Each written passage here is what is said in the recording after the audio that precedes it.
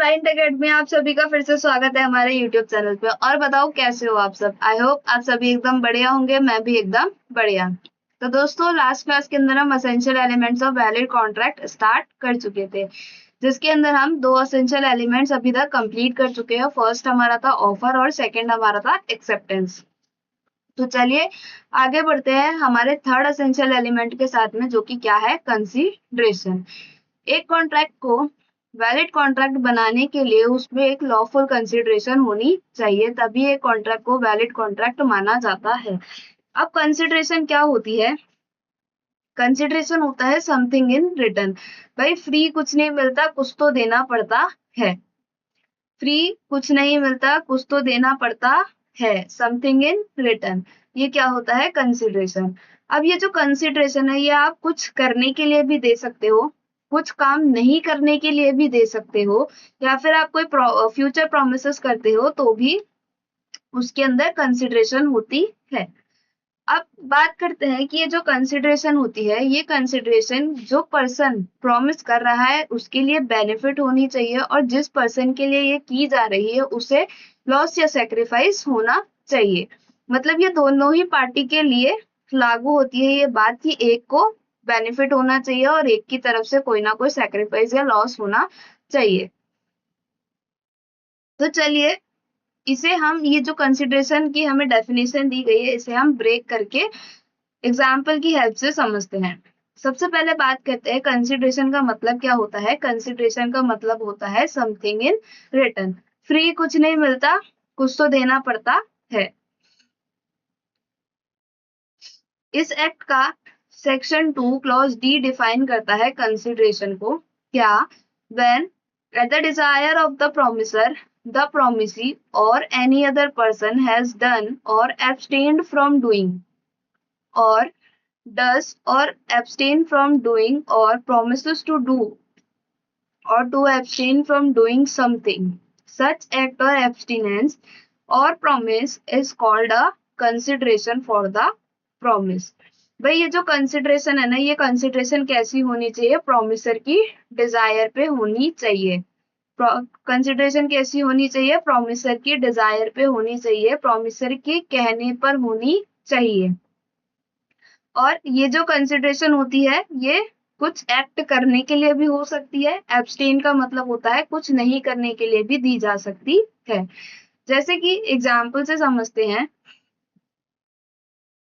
ये है ए और ये है बी।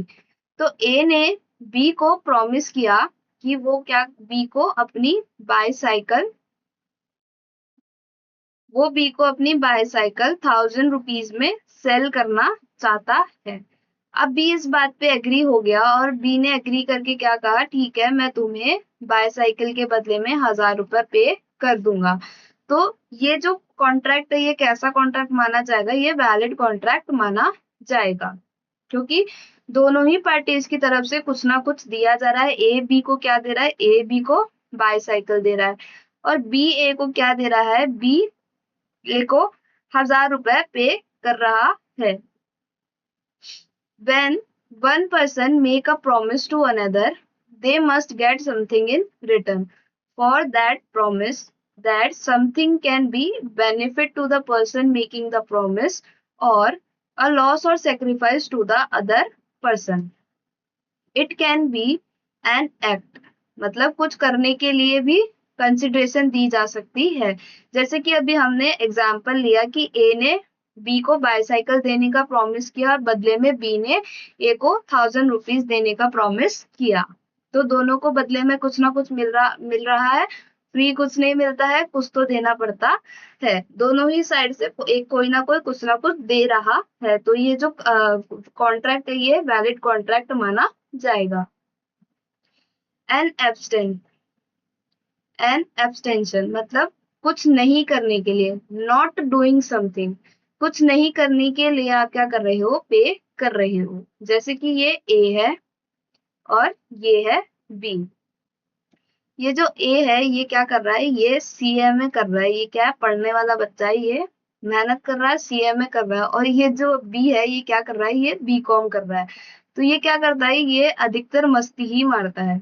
ये क्या करता है, मस्ती मारता है बढ़िया से और क्या करता है, रील बनाता रहता है, लाउड म्यूजिक चलाता है और रील बनाता है। तो जिससे क्या होता है, बी के लाउड म्यूजिक चलाने से ए को डिस्टरबेंस होती है और वो पढ़ नहीं पाता है। तो इस केस में क्या होता है कि ए बी को बोलता है कि तुम लाउड म्यूजिक बजाना बंद करो, तो बी इसकी बात मानता ही नहीं है, बोले मैं क्यों बंद करूं। तो ए यहाँ पे बी को बोलता है कि ठीक है भाई, मुझे पढ़ने में डिस्टरबेंस होती है, मैं तुम्हें 1000 रुपए पे करूंगा, तुम है ना लाउड म्यूजिक बजाना बंद कर दो।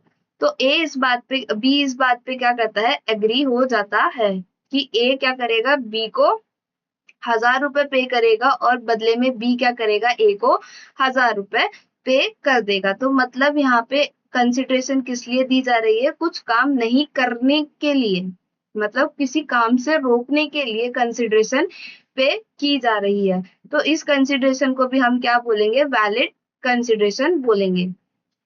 Example, A says, I will pay you 1000 if you stop playing music at night. B agrees and stop playing music. B is not doing something, abstaining, so that is a valid consideration. अब बात करते हैं future promise की। Future promise के अंदर consideration किस तरीके से होती है। ये है A और ये है B। A B को प्रॉमिस करता है कि वो बी को 100 चेयर्स नेक्स्ट मंथ के अंदर क्या कर देगा, 100 चेयर्स नेक्स्ट मंथ में बी को डिलीवर कर देगा। और बी यहाँ पे ए को प्रॉमिस करता है, ठीक है, जब ए चेयर्स डिलीवर कर देगा तो बी ए को 10,000 रुपए उन चेयर्स के बदले में पे कर देगा। तो ये जो दोनों ही पार्टीज है, ये क्या कर रही है, फ्यूचर प्रॉमिस कर रही है, क्योंकि ये जो परफॉर्मेंस है ये कब कंप्लीट होगी, फ्यूचर में, नेक्स्ट मंथ में कंप्लीट होगी। और इसकी जो कंसिडरेशन है, इसका जो पेमेंट है वो भी कब होगा, नेक्स्ट मंथ में ही होगा, जब ये चेयर्स डिलीवर हो जाएगी। तो यहाँ पे दोनों ही पार्टीज के बीच में क्या हो रहा है, म्यूचुअल प्रोमिसेस हो रहा है और दोनों ही एक दूसरे को कुछ ना कुछ दे रहे हैं। Example, A promised to deliver 100 chairs to B next month. B promised to pay rupees 10,000 to A upon delivery. Here, both parties are making promises. A का promise क्या है? To deliver chairs in the future और B का promise है to pay money in future. ये जो दोनों ही promises है, ये क्या माने जाएंगे, एक दूसरे के लिए consideration माने जाएंगे। नेक्स्ट बात करते हैं इस एक्ट का जो सेक्शन 25 है, ये इस एक्ट का सेक्शन 25 क्या बोलता है कि कोई भी एग्रीमेंट यदि बिना कंसिडरेशन के किया जा रहा है तो उसे हम क्या मानेंगे, उसे हम वॉइड एग्रीमेंट मानेंगे। ये तो जनरल रूल है। ये क्या है, ये है जनरल रूल कि अगर बिना कंसिडरेशन के कोई एग्रीमेंट किया जा रहा है तो उस एग्रीमेंट को वॉइड एग्रीमेंट माना जाएगा। लेकिन ये जो सेक्शन 25 है, यही इसके अंदर कुछ एक्सेप्शंस भी देता है कि अगर बिना कंसिडरेशन के कुछ एग्रीमेंट किए जाते हैं तो वो कैसे माने जाएंगे, वैलिड एग्रीमेंट माने जाएंगे। तो इस सेक्शन को हम थोड़ा ब्रीफ में समझते हैं। That means if there is no consideration, the agreement cannot be enforced by law. It is not a valid contract. जो एग्रीमेंट लॉ के द्वारा इन्फोर्स ही नहीं किए जा रहे, जिनके अंदर कंसिडरेशन ही नहीं है, तो वो वैलिड कॉन्ट्रैक्ट नहीं माने जाएंगे। जैसे कि ए जो है बी को प्रॉमिस कर रहा है, ए है जो बी को प्रॉमिस कर रहा है कि वो उसको बाईसाइकिल गिफ्ट देगा, वो उसको बाईसाइकिल गिफ्ट देगा और इस पर बी एग्री हो जाता है, लेकिन बी ए को कुछ भी पे नहीं करता है। तो ये जो एग्रीमेंट है, ये कैसा एग्रीमेंट माना जाएगा, वॉइड एग्रीमेंट माना जाएगा। इसे हम वैलिड कॉन्ट्रैक्ट नहीं मानेंगे क्योंकि बी की तरफ से तो कुछ दिया ही नहीं गया है। अब कंसिडरेशन से कुछ रिलेटेड कुछ लीगल रूल्स हमें यहाँ पर बताए गए हैं। Legal rules regarding consideration. First rule हमारे पास में है, consideration must move at the desire of promisor. ये जो कंसिडरेशन है ये प्रोमिसर के डिजायर पर होनी चाहिए। If the promisor, the person making the promise, requested or wanted that act or service, then it is a valid consideration. मतलब promisor जो प्रॉमिस कर रहा है वो उस एक्ट के लिए रिक्वेस्ट कर रहा होना चाहिए, उसकी उस वो चाहता होना चाहिए कि वो एक्ट हो। इसे एक एग्जांपल से समझते हैं, जैसे कि ये ए है और ये बी है। अब ए ने बी को बोला कि ए ने बी को बोला कि तुम मेरा घर पेंट कर दो, और इसके बदले में ए ने बी को बोला कि तुम मेरा घर पेंट कर दो, इसके बदले में मैं तुम्हें क्या दूंगा, 5,000 रुपया दूंगा। पेंट करने के बी को कितने रुपए देगा, वो 5,000 रुपए देगा। तो इसके बदले में बी को क्या मिला, बी ने ए का घर पेंट कर दिया, बी ने ए का घर पेंट कर दिया और ए ने बी को क्या पे कर दिया, 5,000 रुपीज पे कर दिए। मतलब यहाँ पे पेंट करने के लिए ए ने बी को कहा था, ये एक ही इच्छा थी, एक ही इच्छा पर ये काम हुआ है। लेकिन अगर इसका उल्टा हो जाए, भाई ये बी क्या है, ये पेंटर है। अब बी ने बिना ए के कहे ही ए का घर को पेंट कर दिया। अब बी क्या चाहता है कि ए जो है बी को 5,000 रुपए पे करे। तो यहाँ पर ए क्या बोलेगा, भाई मैंने थोड़ी कहा था तुम्हें मेरा घर पेंट करने के लिए जो मैं तुम्हें 5,000 रुपए पे करूं। तो इसी केस के अंदर ये जो कंसिडरेशन होती है ये कैसी होनी चाहिए, move at the desire of promisor, मतलब प्रोमिसर के कहने पर होना चाहिए, तभी उसे क्या माना जाएगा, वैलिड कंसिडरेशन माना जाएगा। If someone does something without being asked, बिना कहे अगर कोई काम कर दे रहा है और उसके बाद में वो रिवॉर्ड एक्सपेक्ट कर रहा है, तो उस कंसिडरेशन को वैलिड कंसिडरेशन नहीं कहा जाएगा। हमने जो एग्जांपल लिया, A says to B, A B को कहता है if you paint my house, अगर तुम मेरा घर पेंट कर देते हो तो मैं तुम्हें 5,000 रुपए पे कर दूंगा। बी ने ए का हाउस पेंट कर दिया और बदले में ए ने बी को क्या दे दिए, 5,000 रुपए दे दिए। लेकिन अगर बी ए के बिना कहे ही ए का घर पेंट कर देता है और उसके बाद में वो एक्सपेक्ट करता है कि ए उसको 5,000 रुपए पे करे, तो फिर वो वहां पे कंसिडरेशन, वैलिड कंसिडरेशन नहीं मानी जाएगी, क्योंकि वहां पे ए ने कहा ही नहीं बी को कि वो उसका घर पेंट करे। उसने बिना ए के कहे ही अगर ए का घर को पेंट कर दिया तो उस कंसिडरेशन को वैलिड कंसिडरेशन नहीं कहा जाएगा।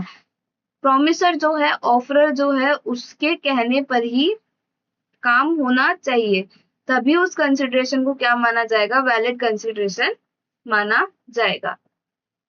इससे रिलेटेड एक केस लॉ हुआ था दुर्गा प्रसाद वर्सेस बलदेव के बीच में। इस केस का फैक्ट क्या था, इस केस में क्या हुआ था कि जो दुर्गा प्रसाद था, इसने मार्केट के अंदर क्या करी, काफी सारी शॉप्स बना दी, और ये जो शॉप्स उसने बनाई थी ये एक गवर्नमेंट ऑफिसर के ऑर्डर पर बनाई थी। इसने अपनी मर्जी से नहीं बनाई थी, इसने एक गवर्नमेंट ऑफिसर के कहने पर ये शॉप्स बनाई थी। इसके बाद में जब ये मार्केट पूरा बन चुका था, तो जो शॉपकीपर्स थे इंक्लूडिंग बलदेव, जिन्होंने मार्केट के अंदर वो शॉप्स ली थी, promise to pay Durga Prasad a commission on their sales. उन्होंने क्या प्रॉमिस किया, उन्होंने प्रॉमिस किया कि ठीक है वो दुर्गा प्रसाद को सेल्स, उनकी जो भी सेल्स होगी उसके ऊपर कमीशन देंगे, like a thank you payment. उसके बाद में जो शॉपकीपर्स थे उन्होंने दुर्गा प्रसाद को कमीशन देने से मना कर दिया। तो दुर्गा प्रसाद ने क्या करा, उस कमीशन को रिकवर करने के लिए कोर्ट में केस फाइल कर दिया। तो इस केस में क्या हुआ था, जब ये केस कोर्ट में गया तो दुर्गा प्रसाद ने कहा कि मैंने मार्केट को बनाया, मैंने मार्केट के अंदर शॉप्स बनाई, और उसके बाद में जो शॉपकीपर्स थे उन्होंने मुझे पे करने के लिए प्रॉमिस किया था। तो ये क्या है, वैलिड कॉन्ट्रैक्ट है। लेकिन the law require that consideration must be at the desire of promisor, लेकिन लॉ क्या कहता है कि जो कंसिडरेशन होनी चाहिए वो प्रोमिसर की डिजायर पे होनी चाहिए। यहाँ पे जो शॉपकीपर्स थे, जैसे कि उनमें बलदेव भी इंक्लूडेड था, उन्होंने दुर्गा प्रसाद से बोला कि हमने तो तुम्हें मार्केट बनाने के लिए नहीं कहा था, हमने तो तुम्हें वहां पे शॉप्स बनाने के लिए नहीं कहा था, तुमने ये जो काम किया है ये एक गवर्नमेंट ऑफिसर के कहने पर किया है, तो हम तुम्हें यहाँ पे कमीशन पे नहीं करेंगे, हम बाइंडिंग नहीं है तुम्हें कमीशन पे करने के लिए। भाई शॉपकीपर्स के कहने पर दुर्गा प्रसाद ने मार्केट नहीं बनाया था, उसने किसके कहने पे बनाया था? गवर्नमेंट ऑफिसर के कहने पे बनाया था। तो यहाँ पे जो कोर्ट का डिसीजन आया वो क्या था? कोर्ट ने कहा कि ये जो एक्ट हुआ है, building the market, was not done at the request of shopkeeper, shopkeeper के कहने पर तो नहीं हुआ है।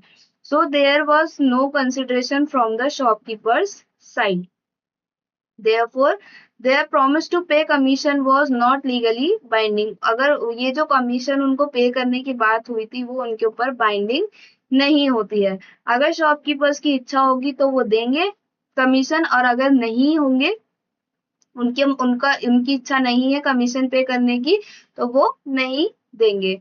तो इस केस का जो रिजल्ट था वो क्या निकल के आया है कि जो एग्रीमेंट है वो वॉइड एग्रीमेंट है। There was no valid consideration, यहाँ पे कोई वैलिड कंसिडरेशन है ही नहीं। नेक्स्ट हम बात करते हैं कंसिडरेशन में मूव फ्रॉम प्रोमिसी और एनी अदर पर्सन। जो कंसिडरेशन पे की जाएगी वो प्रोमिसी भी पे कर सकता है या फिर प्रोमिसी के बिहाफ पे कोई और पर्सन भी पे कर सकता है। A contract is still valid, एक कॉन्ट्रैक्ट वैलिड माना जाएगा यदि जो कंसिडरेशन पे की जा रही है, कंसिडरेशन जो पे की जा रही है, not given by the person getting the promise, मतलब प्रोमिसी पे नहीं कर रहा लेकिन प्रोमिसी के कहने पे, प्रोमिसी के बिहाफ पे कोई और थर्ड पार्टी पे कर रही है, तो उस कंसिडरेशन को भी क्या मान लिया जाएगा? वैलिड कंसिडरेशन माना जाएगा। यहाँ पे ये तीन दोस्त हैं, ए, बी और सी, ये तीन दोस्त हैं। ए ने बी को प्रॉमिस किया कि वो उसे क्या देगा? बाइक देगा, जिसके बदले में बी को क्या करना पड़ेगा? मनी पे करना पड़ेगा। लेकिन यहाँ पे जो कंसिडरेशन है वो कौन पे कर रहा है? बी ने सी को कह दिया कि वो ए को बाइक के बदले में क्या पे कर दे? 10,000 रुपए पे कर दे। तो मतलब बी के कहने पर थर्ड पार्टी सी ए को क्या कर रही है? कंसिडरेशन पे कर रही है। तो ये जो कंसिडरेशन है ये वैलिड कंसिडरेशन मानी जाएगी। A promise to give a bike to B but the money is paid by C, C कौन है? बी का फ्रेंड है। Even though B did not give anything himself, उसने खुद ने कुछ नहीं दिया, the consideration come from the C, that is a still valid, जो कि वैलिड माना जाएगा। और ये जो कॉन्ट्रैक्ट हुआ है ए और बी के बीच में, ये एक वैलिड कॉन्ट्रैक्ट माना जाएगा।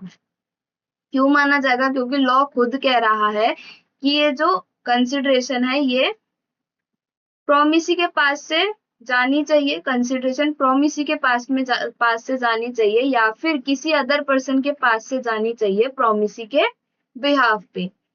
इससे रिलेटेड भी एक केस लॉ हुआ था, चिनाया वर्सेस रमाया का। इस केस के अंदर क्या हुआ था?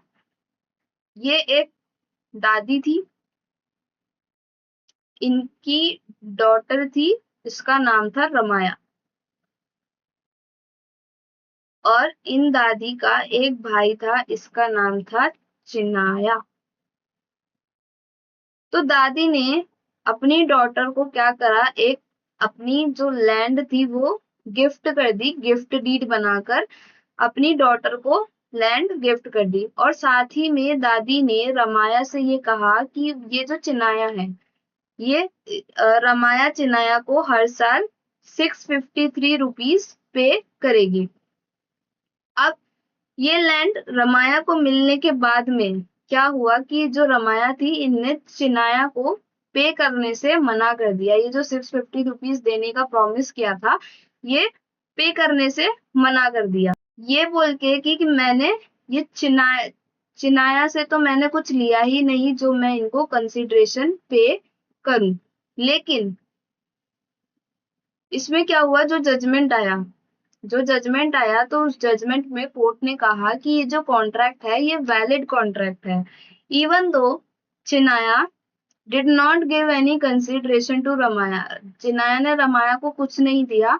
The consideration move from the mother who gifted the land, therefore Chinnaya had the right to enforce the promise.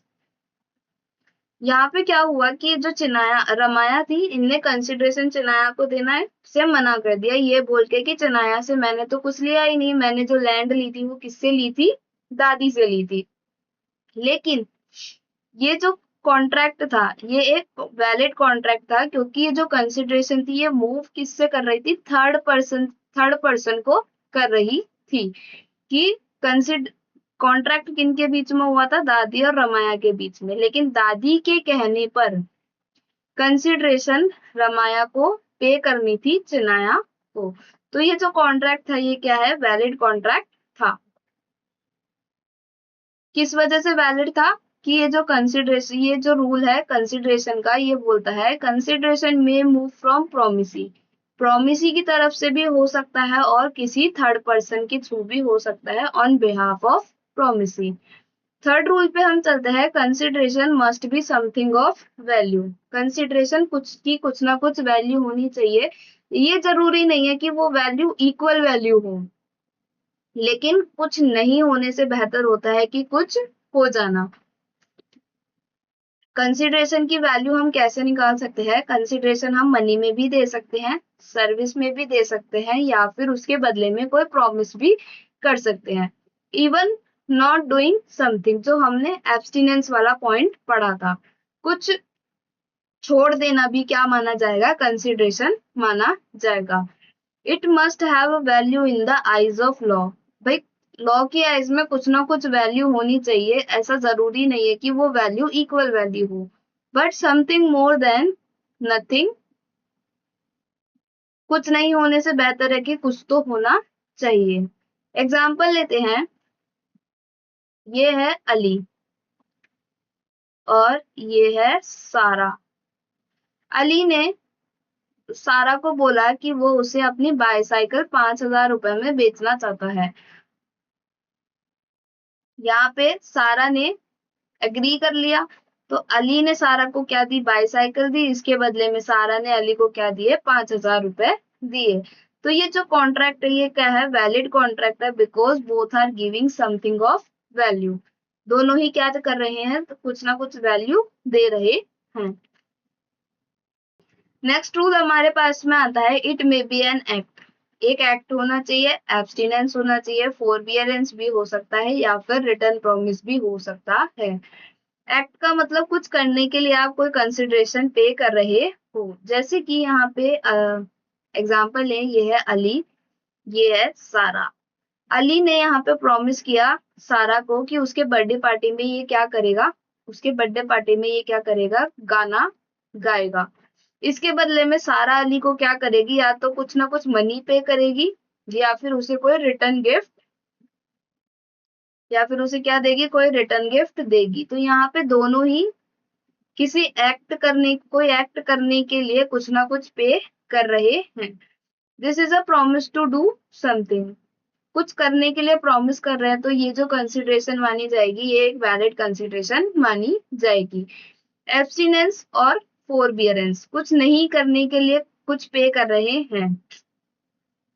This is when someone promises to do something, they are legally allowed to do that, not doing is also considered something of value, कुछ नहीं करना भी क्या माना जाएगा, कुछ value माना जाएगा। जैसे कि एग्जाम्पल हम यहाँ पर लें कि ए के पास में लीगल राइट है कि वो बिलाल के ऊपर क्या कर सकता है, केस कर सकता है, लेकिन अली ने प्रॉमिस किया कि वो इनके बीच में कोई कोर्ट का मैटर हुआ तो वो जो मैटर है वो कोर्ट तक नहीं लेकर जाएगा यदि बिलाल अली को 10,000 रुपए पे कर दे। तो अली को कोर्ट में जाने से रोकने के लिए, अली को कोर्ट में जाने से, अली को कोर्ट में जाने से रोकने के लिए बी अली को क्या कर रहा है, 10,000 रुपए पे कर रहा है। यहाँ पर अली ने क्या करा, अली ने अपना लीगल राइट छोड़ दिया, अली ने अपना यहाँ पे क्या करा, लीगल राइट फोरबियरेंस कर दिया, मतलब अली ने अपना लीगल राइट छोड़ दिया और इसके बदले में बिलाल ने अली को क्या पे किया, कंसिडरेशन 10,000 रुपीज पे किए। Ali is giving up his legal right abstinence that has a value, so it is a valid consideration. Again, this is forbearance, not exercising legal right, and it is recognized as a contract, valid contract. Written promise, promise के बदले में आपने कोई promise कर दिया. This means both parties make promise to do something in the future. जो हमने chair वाला एग्जाम्पल लिया था कि दोनों ने क्या किया, दोनों ने ही क्या करे थे, फ्यूचर प्रोमिसेस किए थे। यहाँ पे हम एक और एग्जाम्पल ले लेते हैं। ये है फातिमा और ये है अहमद। ये है फातिमा और ये है कौन है, ये है फातिमा, ये है अहमद। अब यहाँ इस केस में क्या हुआ, यहाँ पे क्या हुआ, फातिमा ने अहमद को प्रॉमिस किया कि जब उसकी शादी होगी तो उसकी शादी के अंदर वो गाना गाएगी, और अहमद ने फातिमा को प्रॉमिस किया कि ठीक है जब वो अपना सॉन्ग परफॉर्म कर देगी उसकी शादी में तो उसके बदले में अहमद फातिमा को 15,000 रुपए पे करेगा। तो दोनों ही क्या कर रहे हैं, फ्यूचर प्रॉमिस कर रहे हैं, प्रॉमिस के बदले में प्रॉमिस कर रहे हैं। Fatima promises to sing at a wedding. Ahmed promised to pay her rupees 15,000. Fatima's promise to perform is one side of the deal and Ahmed promised to pay is the other side. Even though nothing has happened yet. अभी कुछ नहीं हुआ, ये दोनों ही promises कौन से promise है, future promise है। तो दोनों ही promise कैसे है, binding promises है, दोनों को perform करने ही पड़ेंगे। This is a promise for a promise and it is a valid form of consideration. Next point हमारे पास में आता है it must not be unlawful. जो कंसिडरेशन है वो अनलॉफुल नहीं होनी चाहिए। हमारा जो एसेंशियल एलिमेंट है वो है ही क्या, लॉफुल कंसिडरेशन। तो कंसिडरेशन अनलॉफुल नहीं होनी चाहिए। अनलॉफुल का मतलब यहाँ पे क्या है कि वो इलीगल नहीं होनी चाहिए, इमोरल नहीं होनी चाहिए, कोई हार्मफुल कंसिडरेशन नहीं होनी चाहिए और पब्लिक पॉलिसी के अगेंस्ट में नहीं होनी चाहिए। In a contract even both parties agree, दोनों पार्टी चाहे अग्री ही क्यों ना हो जाए, and give consideration the contract is not valid if the purpose of consideration is illegal और अनएथिकल। मतलब किसी को मारने के लिए आप पैसे देने को तैयार हो गए तो वो जो कंसिडरेशन है वो अनलॉफुल कंसिडरेशन है। वो कैसी है, अनएथिकल कंसिडरेशन है कि भाई किसी की सुपारी दे दिया आपने कि मैं तुम्हें 10,000 रुपए दूंगा तुम इसको मार दो, किसी का मर्डर करने के लिए आपने पैसे दे दिए, या फिर ड्रग्स बेचने के लिए आपने पैसे दिए किसी को, या फिर कोई भी इलीगल एक्ट करने के लिए अगर आप पैसे पे कर रहे हो तो वो जो कंसिडरेशन है वो लॉफुल कंसिडरेशन नहीं मानी जाएगी। वो कंसिडरेशन कैसी होगी, अनलॉफुल होगी। It is forbidden by law. जो अनलॉफुल कंसिडरेशन है वो क्या है, लॉ के द्वारा प्रोहिबिटेड है। If the consideration or object of the contract is something that the law has clearly made illegal, the contract is void. Example हम ले यहाँ पे, A agree to sell drugs to B for rupees 10,000. अब यहाँ पे चाहे ये दोनों ही लोग एग्री क्यों ना हो जाए, A और B दोनों ही अगर इस कॉन्ट्रैक्ट के लिए एग्री हो जाते हैं तो भी ये जो कंसिडरेशन है ये कैसी कंसिडरेशन है, ये अनलॉफुल कंसिडरेशन है, क्योंकि ये जो एक्ट है ये कैसा एक्ट है, ये फॉरबिडन बाय लॉ है। Selling drugs is forbidden by law, not a valid contract, even if both agree it is not enforceable. It would defeat the purpose of law. मतलब even if something is not directly illegal, कुछ directly illegal नहीं है लेकिन वो ethical भी नहीं है, वो लॉ के अगेंस्ट में है, तब भी वो क्या माना जाएगा, वो कंसिडरेशन को वॉइड कंसिडरेशन माना जाएगा। जैसे कि ये है ए, ये टीचर बनने के लिए क्वालिफाइड नहीं है, ये टीचर बनने के लिए इतना क्वालिफाइड नहीं है कि जिससे इसे टीचिंग सर्टिफिकेट मिल सके। लेकिन ए ने क्या करा, ए ने बी को बोला कि मैं तुम्हें 50,000 रुपए दूंगा, तो इसके बदले में तुम मुझे एक फेक टीचिंग सर्टिफिकेट बनवा कर दो। ए ने बी को बोला कि बी मैं तुमको 50,000 रुपए दूंगा, इसके बदले में तुम मुझे फेक टीचिंग सर्टिफिकेट बनवा कर दो। तो ये जो फर्जीवाड़ा यहाँ पे ये चल रहा है, फर्जीवाड़ा करने के लिए जो कंसिडरेशन पे की जा रही है, ये अनएथिकल है, इलीगल है। मतलब ये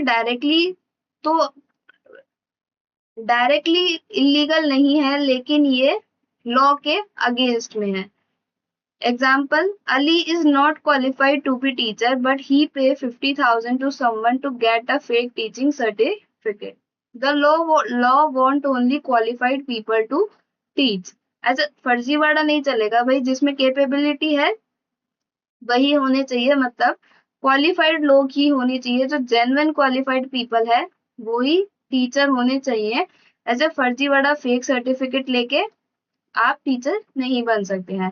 this agreement defeat the law's purpose, so it is invalid. ये लॉ के पर्पस को क्या करता है, खत्म करता है, इसीलिए ये क्या है, ये जो कंसिडरेशन है ये इनवैलिड कंसिडरेशन है। अगर कंसिडरेशन फ्रॉडुलेंट है, चीटिंग करके ली गई है, झूठ बोलकर या फिर डिसऑनेस्टी के साथ में ली गई है कंसिडरेशन, तो भी उसको हम वैलिड नहीं मानेंगे। एग्जाम्पल,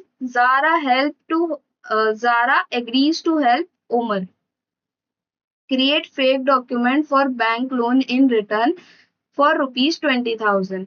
भाई बैंक लोन लेने के लिए इन्होंने क्या करा, फर्जी डॉक्यूमेंट बनवा लिए, फेक डॉक्यूमेंट बनवा लिए, और इसके बदले में उन्होंने 20,000 रुपए पे किए। मतलब ये बैंक वालों से क्या कर रहे हैं, झूठ बोल रहे हैं, फ्रॉड कर रहे हैं। तो इस कंसिडरेशन को भी क्या माना जाएगा, इनवैलिड कंसिडरेशन माना जाएगा। The contract is based on dishonesty, so it is illegal and void. दोनों ही है, क्या है, ये इलीगल भी है और वॉइड भी है। वॉइड का मतलब कि इनफोर्सिएबल बाय लॉ नहीं है। It causes harm to someone और देयर प्रॉपर्टी। किसी को मारने के लिए कंसिडरेशन दे रहे हो, किसी प्रॉपर्टी को नुकसान पहुंचाने के लिए कंसिडरेशन दे रहे हो, तो वो कंसिडरेशन भी इलीगल मानी जाएगी, वॉइड मानी जाएगी।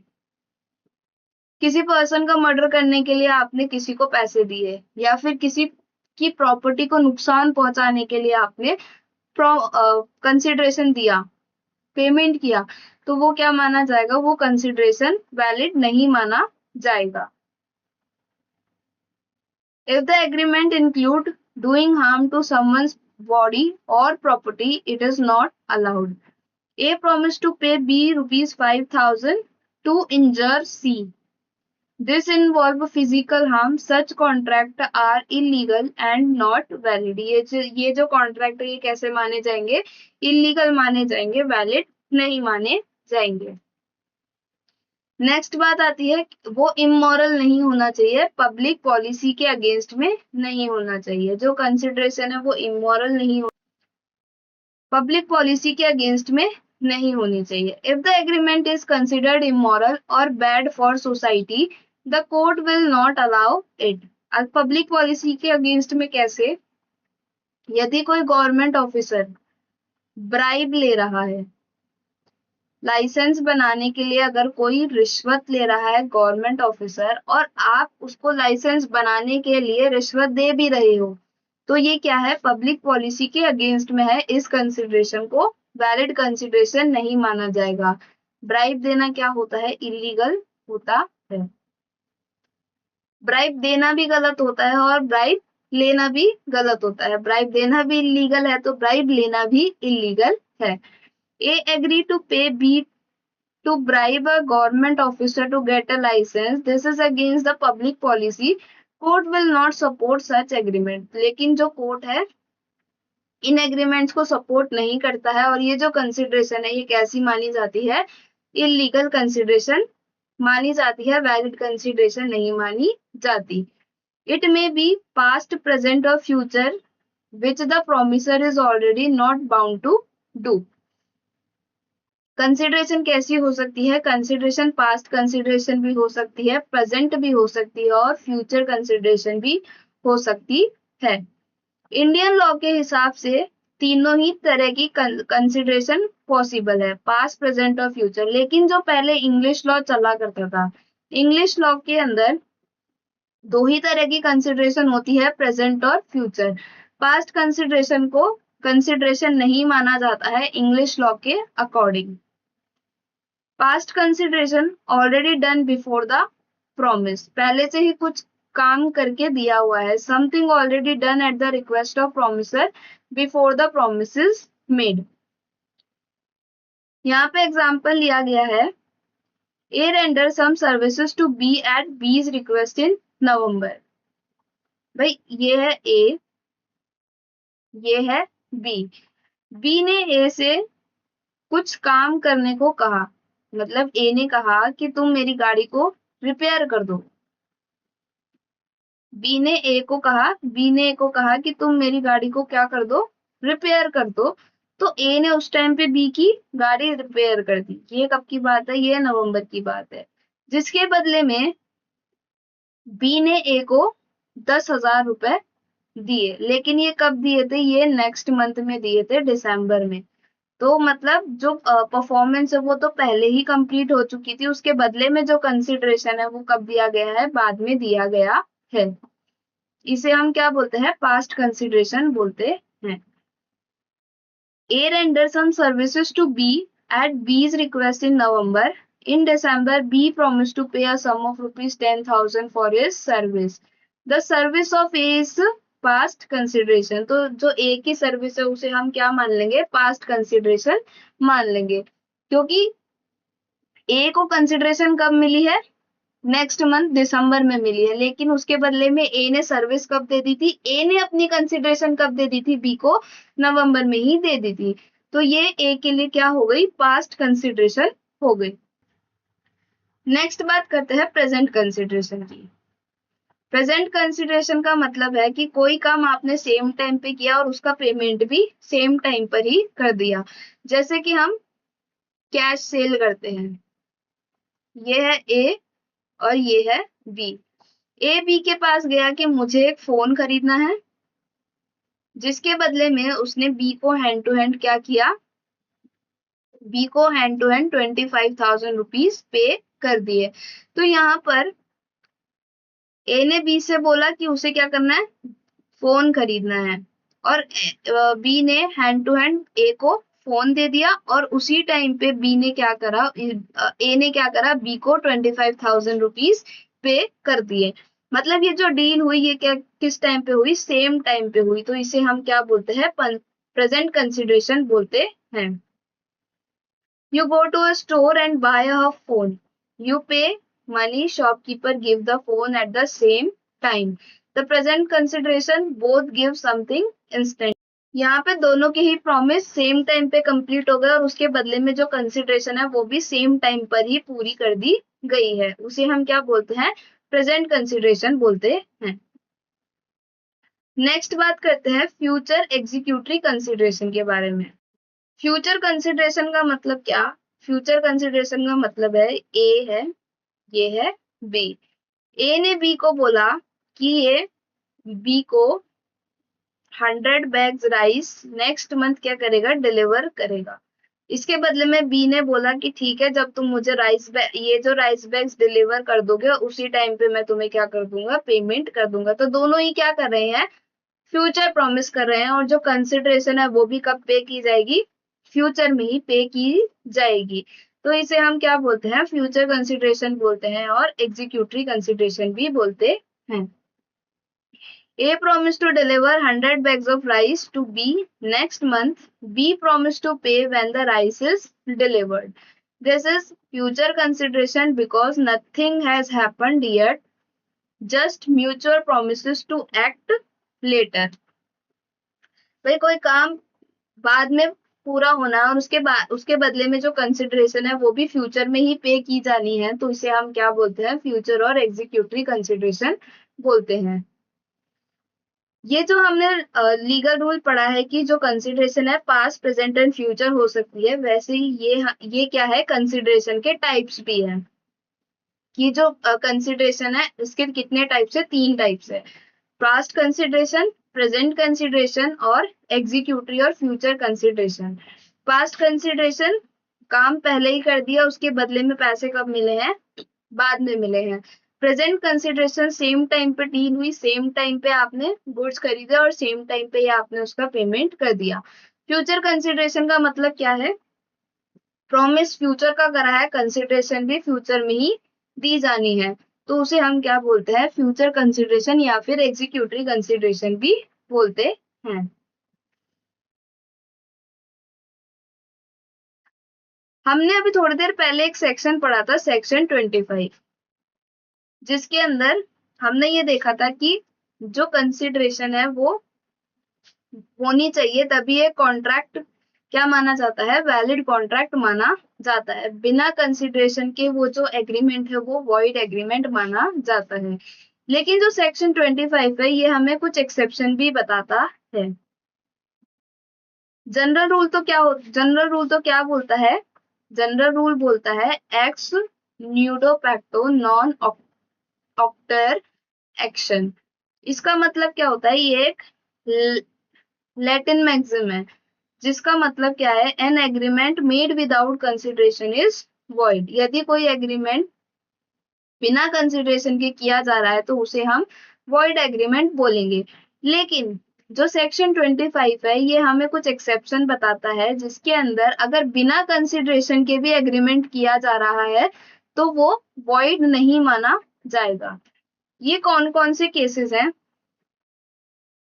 फर्स्ट हमारे पास में है promise made on account of natural love and affection. Natural love and affection में बिना कंसिडरेशन के अगर आपने कोई एग्रीमेंट किया है तभी वो एग्रीमेंट क्या माना जाएगा, वैलिड कॉन्ट्रैक्ट माना जाएगा। Promise to compensate for voluntary services, voluntary services के लिए आपने कंपनसेट कर दिया।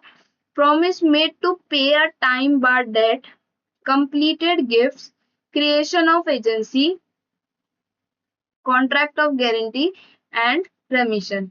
ये 7 केसेस ऐसे हैं, ये 7 केसेस ऐसे हैं जहां पर कंसिडरेशन नहीं भी होगी तो भी वो कॉन्ट्रैक्ट कैसा माना जाएगा, वैलिड कॉन्ट्रैक्ट माना जाएगा। ये हमें कौन बताता है, इस एक्ट का सेक्शन 25 बताता है, जहां पे अगर कंसिडरेशन नहीं भी है तो वो कॉन्ट्रैक्ट एक वैलिड कॉन्ट्रैक्ट माना जाएगा, वो वॉइड एग्रीमेंट नहीं होगा। फर्स्ट हम बात करते हैं promise made out of natural love and affection. मतलब यदि कोई एग्रीमेंट बिना कंसिडरेशन के भी किया जा रहा है तो भी वो वैलिड माना जाएगा, लेकिन इसके अंदर कुछ कंडीशंस है।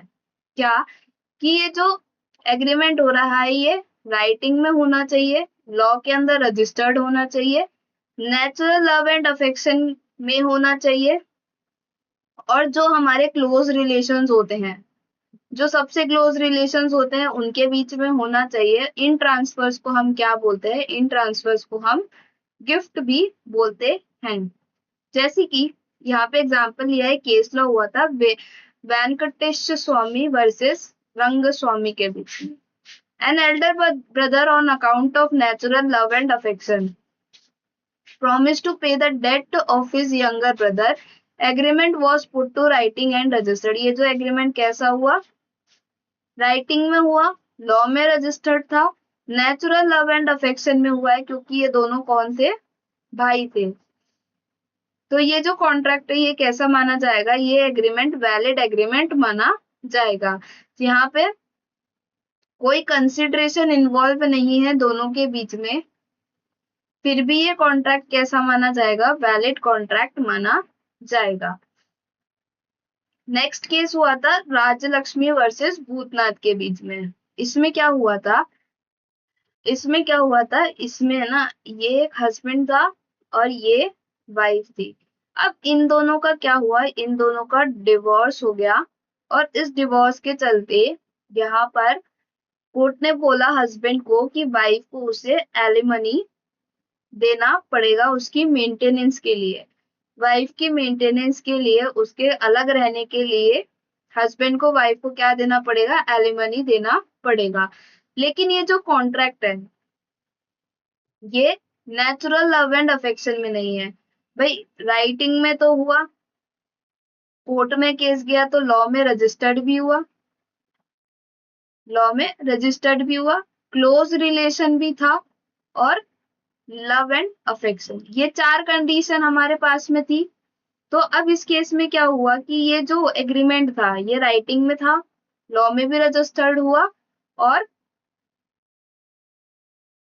क्लोज रिलेशन के बीच में भी था, लेकिन यहाँ पर लव एंड अफेक्शन नहीं था, क्योंकि इनका जो क्लोज रिलेशन था ये भी खत्म हो चुका था। किस तरीके से कि इन दोनों का डिवोर्स हो चुका था। लेकिन अगर यही कंसिडरेशन हस्बैंड वाइफ को देता अपनी इच्छा से, यदि हस्बैंड अपनी वाइफ को प्रॉपर्टी रजिस्टर्ड करवा देता, ठीक है, हस्बैंड अपनी वाइफ के नाम पे प्रॉपर्टी रजिस्टर्ड करवा रहा है, तब तो ये क्या हुआ, नेचुरल लव एंड अफेक्शन में हुआ, तो यहाँ पे कंसिडरेशन नहीं भी होगी तो भी ये वैलिड माना जाएगा। लेकिन जब इन दोनों का यहाँ पर डिवोर्स हो गया तो ये जो कॉन्ट्रैक्ट है ये वैलिड नहीं माना जाएगा। ये कैसा होगा, वॉइड होगा, क्योंकि यहाँ पे जो लव एंड अफेक्शन है ये मिसिंग है, natural love and affection missing है, क्योंकि इनका यहाँ पर डिवोर्स हो चुका है। क्लोज रिलेशन भी मिसिंग हो गया, क्योंकि अब ये हस्बैंड वाइफ रहे ही नहीं है। Rajalakshmi versus Bhutnath, a Hindu husband by a registered document after referring to quarrel and disagreement between himself and his wife, promised to pay his wife a sum of money for her maintenance and separate residence, held that the promise was unenforceable since natural love and affection was missing. तो ये जो agreement है ये कैसा मान लिया जाएगा, ये जो एग्रीमेंट है ये वॉइड एग्रीमेंट होगा। सेकेंड पॉइंट हमारे पास में आता है promise to compensate for voluntary services. Promise to compensate for voluntary services. Voluntary services mean services done without any request. An agreement made without consideration is valid if it is a promise to compensate a person who has already voluntarily done something for the promiser. To apply this rule following essential must exist. ये essential exist होने चाहिए, मतलब ये एक तरीके से यहाँ पे क्या बता रहा है, कंडीशंस बता रहा है कि ये कंडीशन फुलफिल होनी चाहिए, तभी क्या माना जाएगा, बिना कंसिडरेशन के ये एग्रीमेंट वैलिड माना जाएगा। The service should have done voluntarily. ये जो सर्विस की जाएगी ये अपनी इच्छा से होनी चाहिए। Should have been done for the promisor, promisor के लिए होनी चाहिए। The promisor must have been in existence at the time when the service was done. जब वो सर्विस दी गई है तब वो प्रोमिसर एग्जिस्ट करना चाहिए। The intention of promisor have been to compensate the promisee. इसके अंदर जो इंटेंशन होना चाहिए प्रोमिसर का वो क्या होना चाहिए कि प्रोमिसी को कंपनसेट करे। The service registered must, the service rendered must also be legal. ये जो सर्विस दी जा रही है ये कैसी सर्विस होनी चाहिए, लीगल सर्विस होनी चाहिए। हम यहाँ पे बात करें कि ये है ए, ये है बी। अब बी का जो है पर्स खो गया, बी का पर्स खो गया, तो बी का पर्स खोने के बाद में ए ने बी की हेल्प कर दी उसके पर्स ढूंढने में, जिसके बदले में बी ने ए को क्या करा, 500 रुपीज पे कर दिए। तो ये जो ए ने बी का पर्स ढूंढा ये अपनी मर्जी से ढूंढा था, बी ने तो ए को नहीं कहा था कि तुम मेरा पर्स ढूंढने में हेल्प करो। तो यहाँ पर ए ने जो सर्विस दी है वो कैसे दी है, वॉलेंट्री दी है, और इस टाइम पे बी जो प्रोमिसर था वो एग्जिस्ट भी कर रहा है। और ये जो सर्विस दी जा रही है, ये जो सर्विस रेंडर की गई है ये कैसी सर्विस है, लीगल भी है, और साथ ही साथ में बी ने ए को 500 रुपीज पे करे तो उसने उसको क्या कर दिया, यहाँ पे एज ए रिवॉर्ड दे दिया, या फिर आप इसे कंपनसेशन भी मान लो। एक और एग्जांपल लेते हैं, एक्स और ये है वाई। एक्स ने वाई के वाई का छोटा बच्चा था, तो एक्स ने वाई के छोटे बच्चे को ढूंढने में वाई की हेल्प कर दी, जिसके बदले में वाई ने एक्स को जो भी वाई ने एक्स को मान लो 5,000 रुपीज पे कर दिए। ये क्यों करे कि भाई एक्स के जो एक्सपेंसेस लगे होंगे वाई के बच्चे को ढूंढने के लिए, तो उसके बदले में वाई ने एक्स को क्या दे दिया, कंपनसेशन दे दिया कि भाई तुम्हारा मेरे बच्चे को ढूंढने में खर्चा कुछ हुआ होगा, तो उसके बदले में मैं तुम्हें 5,000 रुपए पे कर देते हूँ। तो ये जो पॉइंट है promise to compensate for voluntary services, ये इसके अंदर कुछ कंडीशंस बताता है, क्या कंडीशन फॉलो करनी होती है कि जो सर्विस है वो वॉलेंट्री होनी चाहिए, बिना प्रोमिसर के कहने पे होनी चाहिए, और जब ये सर्विस दी जा रही है उस टाइम पे प्रोमिसर एग्जिस्ट करना चाहिए। उसके बदले में जो प्रोमिसर है, सर्विस जो दी गई है उसके बदले में जो प्रोमिसर है प्रोमिसी को कंपनसेट करेगा, और साथ ही में ये जो सर्विस दी जा रही है ये लीगल सर्विस होनी चाहिए। नेक्स्ट पॉइंट हमारे पास में आता है promise to pay time barred date. A promise by a debtor to pay a time barred debt is also enforceable, but the promise must be in writing. It must be signed by the promisor or his authorized agent. The promise may be to pay the whole or part of the debt.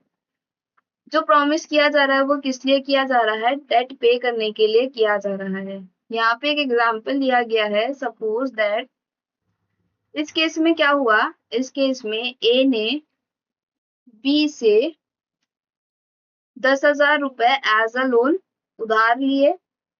ए ने B से 10,000 रुपए as a loan उधार लिए। ये कब लिया था इसने, 5 years अगो, मतलब 5 साल पहले इसने लिया था।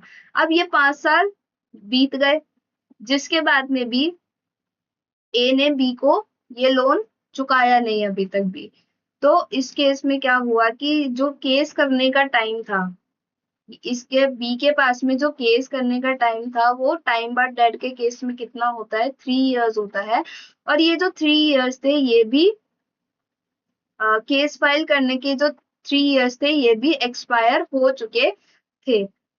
इससे क्या बोलते हैं, इसी को ही हम क्या बोलते हैं, टाइम बार्ड डेट बोलते हैं कि भाई ए ने बी से लोन लिया, अब बी ए ने बी को चुकाया नहीं, अब बी के पास में टाइम था कि वो 3 साल के अंदर अंदर कभी भी केस कर सकता है ए के ऊपर, लेकिन बी ने नहीं किया और ये जो 3 साल थे ये भी एक्सपायर हो गए, तो इसे हम क्या बोलते हैं, टाइम बार्ड डेट बोलते हैं। इसे हम क्या बोलते हैं, टाइम बार्ड डेट बोलते हैं।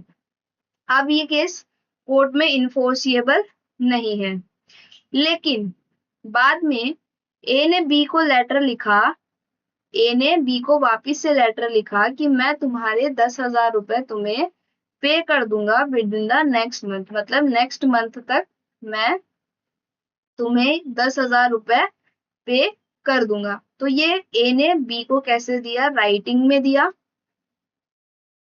प्रोमिसर ने खुद लेटर कैसे साइन करके दिया, एंड प्रॉमिस उसने यहाँ पे डेट पे करने का प्रॉमिस भी किया।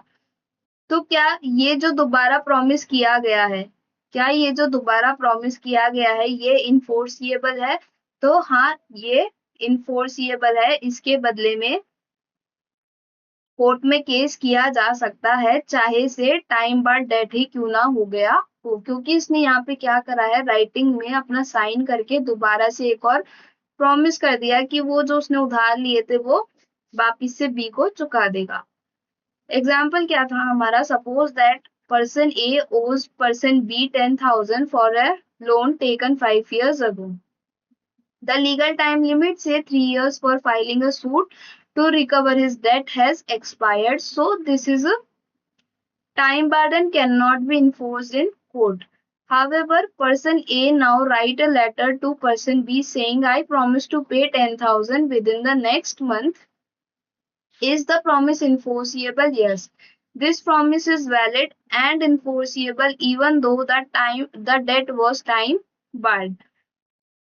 The promise is in writing and signed by person A, so person B can now enforce it in the court if needed. यदि अगर ए अभी भी बी को पे नहीं करता है तो बी ए के ऊपर केस कर सकता है। तो ये केस होता है जहां पर बिना कंसिडरेशन के भी कॉन्ट्रैक्ट को वैलिड माना जाता है। एजेंसी के केस में भी अगर कंसिडरेशन ना हो तो भी वो एग्रीमेंट वैलिड एग्रीमेंट माना जाता है। एजेंसी क्या होता है? Agency is a relationship where one person called agent is authorized to act on behalf of the another person called the principal to do something like making decision or entering into a contract. Section 185 Indian contract का हमें बताता है कि no consideration is necessary to create an agency. Agency create करने के लिए कोई consideration की रिक्वायरमेंट नहीं होती है। This section is saying that you don't need to pay the agent or offer anything in return to make them your agent. You can still make someone your agent without paying them.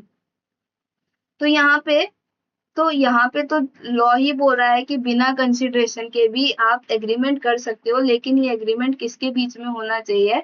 ये agreement एक agent और उसके principal के बीच में होना चाहिए, तभी ये जो एग्रीमेंट है ये वैलिड एग्रीमेंट माना जाएगा, चाहे ये एग्रीमेंट विदाउट कंसिडरेशन ही क्यों ना हो। Example A, principal ask B the agent to go and buy a book for them. B agree and A does not offer B any money or payment for the service. A just ask B to do it as a favor. Even though A did not offer any payment, B is still A's agent. ये इसने पे consideration कोई पे नहीं करा तब भी B ए का क्या है? एजेंट ही माना जाएगा and the agency relationship is valid. Next point आता है हमारे पास में completed gift. Gift once made can not be recovered on the ground of absence of consideration. Absence of consideration will not affect the validity of any gift already made. Thus, if a person gives certain properties as a gift to another according to the provision of the Transfer of Property Act, he cannot subsequently demand the property back on the ground there was no consideration. भाई आपने अपने दोस्त को उसके birthday पर gift कर दिया तो आप उससे वापस गिफ्ट तो वापस नहीं ले लोगे ना कि उसने बदले में मुझे कुछ दिया ही नहीं। तो ये कंप्लीट गिफ्ट के केस में अगर कंसिडरेशन नहीं भी होगी तो भी वो एग्रीमेंट वॉइड एग्रीमेंट नहीं माना जाएगा, वो एक वैलिड कॉन्ट्रैक्ट माना जाएगा। A give a watch as a gift to B on his birthday. Later on, A cannot demand the watch back on the ground there was no consideration. Next point है हमारे पास में contract of guarantee. फिर guarantee के case में भी अगर consideration नहीं होती है तो भी वो कॉन्ट्रैक्ट वैलिड कॉन्ट्रैक्ट माना जाता है। इस एक्ट का सेक्शन 127 बोलता है no consideration is needed for a contract of guarantee. In other words contract of guarantee needs no consideration.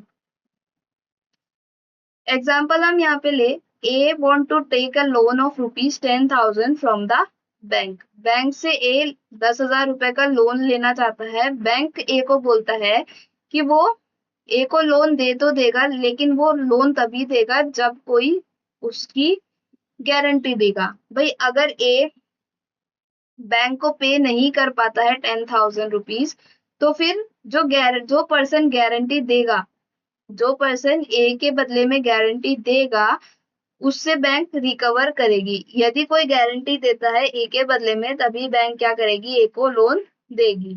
तो B, ए's friend says if A does not pay, I will pay. The bank give the loan to A, but B, surety, does not get any money, gift or benefit. भाई B ने ए के behalf पे guarantee दी है, लेकिन B को उसके बदले में कोई कंसिडरेशन नहीं मिला है। तो गारंटी के केस में भी अगर कंसिडरेशन नहीं होती है तो भी वो कॉन्ट्रैक्ट कैसा माना जाता है? वैलिड कॉन्ट्रैक्ट माना जाता है।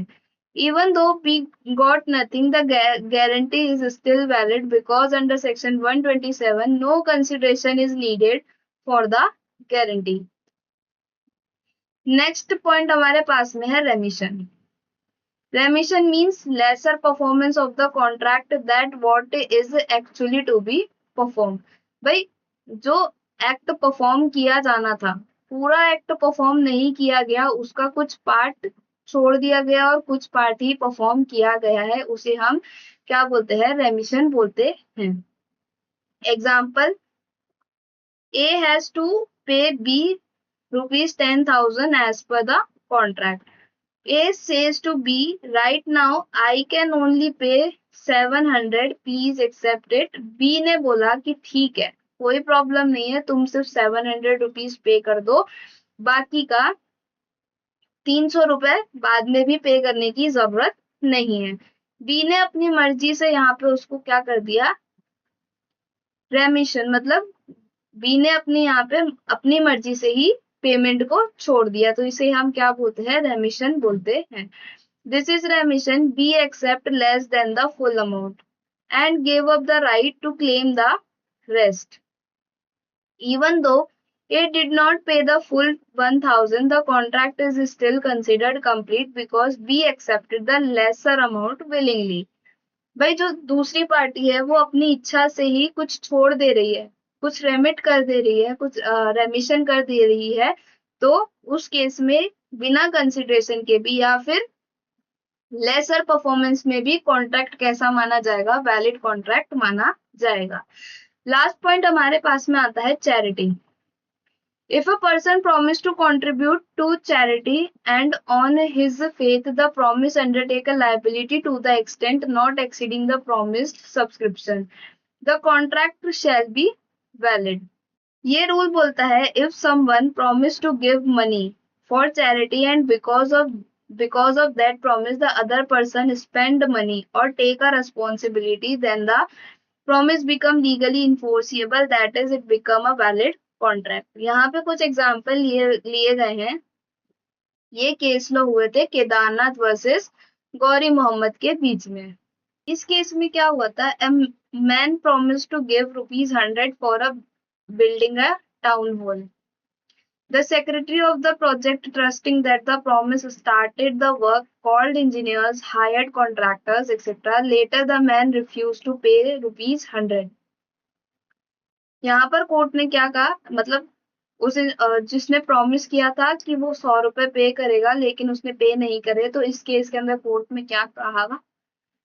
The promise was valid because the secretary took on responsibility liability based on the promise. Even though it is a charity, the promise become binding because it lead to action determined by the other person. Example यहाँ पे second example लिया गया है Abdul Aziz versus Masum Ali के बीच में. इस केस में क्या हुआ था? A man promise to give money for a mosque but no work और expense was done on that basis. Later he did not pay. What did the court say? The promise was not enforceable because no action was taken on the basis of promise. Promise के basis पे कोई action लिया ही नहीं गया. Just promising to donate isn't enough. भाई उसने सिर्फ डोनेट करने का प्रॉमिस किया था लेकिन उसने वहां पे डोनेशन किया ही नहीं. तो इस केस के अंदर क्या हुआ? The other person must have taken some step liability based on that. भाई उस प्रॉमिस के बदले में कोई ना कोई एक्ट होना चाहिए, जैसे कि हमारे ऊपर वाले केस में हुआ था कि उसने 100 रुपए देने का वादा किया था, तो उसके वादे पर, उसके प्रॉमिस पर यहाँ पर सेक्रेटरी ने क्या करा? उसके प्रॉमिस पर ट्रस्ट करके सेक्रेटरी ने काम करना स्टार्ट कर दिया था. तो यहाँ पर भी अगर कंसिडरेशन ये चैरिटी नहीं दी जाती है तो भी ये काम तो कंप्लीट करेगा ही.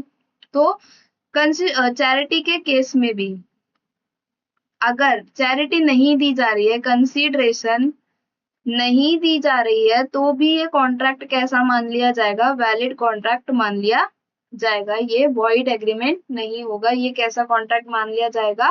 वैलिड कॉन्ट्रैक्ट मान लिया जाएगा, चाहे ये विदाउट कंसिडरेशन ही क्यों ना हो. आई होप दोस्तों आपको ये कॉन्सेप्ट समझ में आई होगी, ये क्लासेस समझ में आ रही होगी। तो आज के लिए इतना ही रखते हैं, बाकी का हम नेक्स्ट क्लास के अंदर कवर करेंगे।